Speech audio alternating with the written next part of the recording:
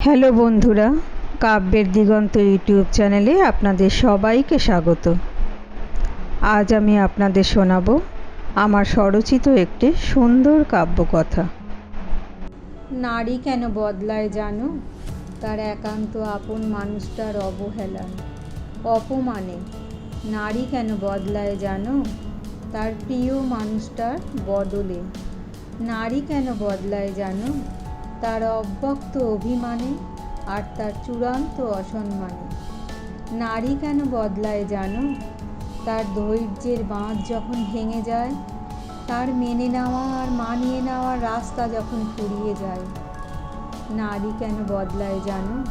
তার বুক ফাটা আর্তনাদ, অসহ্য যন্ত্রণা আর তার রক্তাক্ত হৃদয়ে যখন প্রিয় মানুষটা মলম না লাগিয়ে লবণ ছিটিয়ে দেয়, তখন বদলায় নারী। অসহ্য কষ্ট সহ্য করতে না পেরে তার বুক ভেসে যায় কান্নার নোনা জলে, তখনই তার কোমল হৃদয় ধীরে ধীরে পাষাণে পরিণত হয়। নারী নিজে থেকে বদলায় না, নিজের ইচ্ছে বদলায় না, তাকে বদলাতে বাধ্য করে সমাজ আর সংসার। সে বদলাতে বাধ্য করে নিজেকে।